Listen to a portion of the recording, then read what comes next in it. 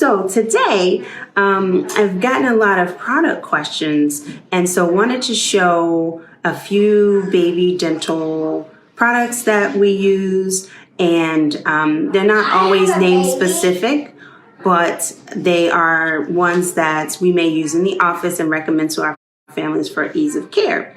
So one of the questions that I got earlier this week was about toothpaste and how much. So first of all, the type of toothpaste that is used is a preferred fluoride toothpaste from the beginning. As you know, there are a lot of different ones out there that may be fluoride free, they may call it baby's first toothpaste, things of that sort. Our recommendations from our Academy of Pediatric Dentistry is fluoride from the start, and it really depends on how much, okay? So 3 and under, I'm using Crest, but there are favorites that from our family, from Crest to Colgate, from Tom's. It's really just, if your child found one they like. There are some kids that don't like flavor, and there are, believe it or not, unflavored fluoride toothpaste. So I can drop that in the comments if anyone wants to know. If you really have a kid that has a taste aversion, there are toothpaste that can definitely help with that. For those of you that are watching, let me know where you're watching from. Good morning again. All right, so how much do you use? For 3 and under, the size of a grain of rice. Like literally, they call it a smear. Like so small, like not a lot, okay? And the reason is because you know that likely our kiddos are not gonna spit this out. And so we want the benefit of the fluoride. If it's ingested, we get a little bit of topical and we get a little bit of internal benefit to the growing teeth, but we don't wanna swallow too much of this. We really, really, really wanna be gentle with how much we're using and cautious because toothpaste, it should not be consumed. All right, so if you have a child, we like to use ages, but I also like to use growth and development maturity. If you have a kiddo that we say 3 and over, you can do the size of a sweet pea. But if you have a kid that's 3 and doesn't spit yet, don't do it. Continue with the smidge, and that's just fine. A lot of times I also have parents ask, my kid they really like the toothpaste, right? And my son is here also today with me, so you'll hear him in the background. They ask, my kids really like toothpaste, so a smidge may not work. Well, you can use a smidge, and then you can use the fluoride-free toothpaste over the smidge to make it a little bit more if that makes it easier. Or if you're teaching spitting, you can have your child and let them get a little first brush in with the fluoride-free toothpaste, and then you use the appropriate amount of fluoride toothpaste when you do your brush. And that sometimes makes it a little bit easier in terms of overall sharing in the toothbrushing experience, but also overall with toothpaste and its use. Okay, I hope that makes sense. Let me know if you have other questions about toothpaste.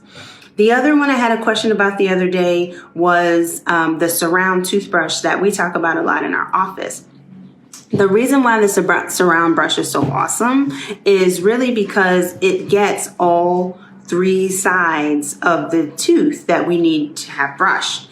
And as we talk about quite a bit, and recommendations from our academy and the American Dental Association, 2 minutes of brushing, right? And my parents say, come on, like where are we gonna get 2 minutes from? This helps in terms of efficiency in order to brush where we're supposed to get brushed in potentially a shorter period of time that we may have, right? So you want to increase your efficiency as much as possible. One of the other ways when we're talking about baby dental items there are a wide variety of different things out there. So you may have these types of toothbrushes that we give away, and these are really for when you just have the front 4 teeth, top 4, bottom 4, because usually this can't go in the back of the mouth. This is also very helpful when you have a babe that likes to hold on to their own toothbrush when you're brushing or something of that sort. You may remember, and I've seen this before, this is the finger sponge. I always recommend this to families. I use the toothbrush and these until my kids were gosh, sometimes I still use it, and my son is 4. It's one of the ways that like I can go back and sort of wipe up. If I'm brushing, if we've had a brushing time that's been a little difficult, or in between brushing. Every time I go to bed. Thanks, Nicholas. I do. When we are brushing and wiping, if I feel like it's been a day that's been difficult in brushing for us in terms of our routine, or we're out and about and we need a wipe off, I may use this. And I was hoping I left it out. Let's see if I can find. Oh, here it is. Can you see that? They're the tooth tissues. And these are made by Baby Buddy. They're made by Towelettes. You can find these on Amazon, the little tooth towels. And literally, it's like a little 4x4 moistened towel, sometimes with xylitol. And you can just wipe the teeth. Or those are disposable. These are reusable. And remember, okay? You always have to floss. Thank you for the reminder, Nicholas. You do always have to floss. When we talk, this is a great segue. When we talk about flossing, you can use the individual flossers. I will let you know these make it so much easier than using the string inside someone else's mouth, right? It makes the dexterity of it makes it a whole lot easier. And so using the single flossers, I particularly like to use those flossers with the even longer handles so that like by the time I get to the back of my child's mouth, like almost my finger is in their mouth, and sometimes my fingers with the flosser, it just becomes very cumbersome. So I like the longer handled flossers. They have like a little upside down V and a long arm that you can get in back a little bit easier, and you don't have to have your whole hand in the mouth. The final thing that I was asked about this week were pacifiers. And we talked a little bit about habits in our Fit for Mom session a couple of weeks ago. But, pacifiers, if needed, as you know, are very beneficial in the initial months of life. To help prevent SIDS, to remind our babies to suck and swallow. And so sometimes there are all different kinds of pacifiers, right? But there are some that are orthodontic or mouth friendly. And when we say orthodontic or mouth friendly, really we're just talking about the shape overall of the mouth and how that mouth conforms. What did you use that for? We didn't. You didn't use a pacifier. So we're just showing it. It's for babies like my baby? It is. So this is a pacifier by MAM, M-A-M. And this pacifier, as you can see, has a very particular type of shape to it. There are pacifiers that have that like long and round shape. There are pacifiers that have the completely circular shape. This helps a long form. It's called mouth friendly because it follows the anatomy of the actual mouth. And so sometimes because the mouth and the jaws are still very soft and malleable, depending on what our babies are using and the frequency of how they're using it, depending on bottles, cups, sucking thumbs, fingers, things of that sort, the mouth and the jaws and the bones tend to shape around it and take on that shape. And so those different things can come of that. We can talk about that a little later in terms of how jaws form and shape and the secondary respiratory effects. I mean, it's all connected, folks. And so that's why I like to connect the dots, hopefully in an easier way for families, because it really is all connected. Okay. And so as you're keeping this in mind, I do.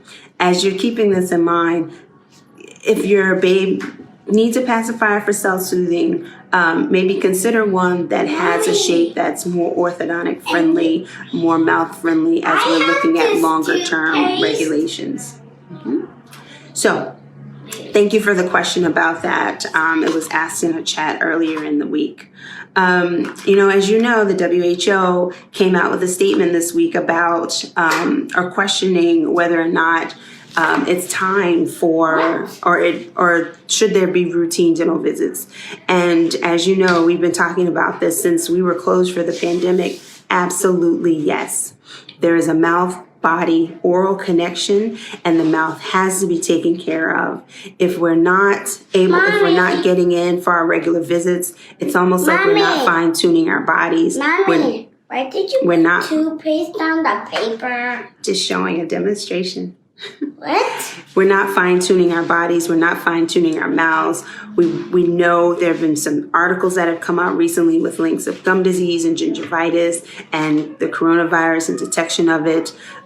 We really have to make sure that this is a time in our life where we're taking care. And we know that there are worries.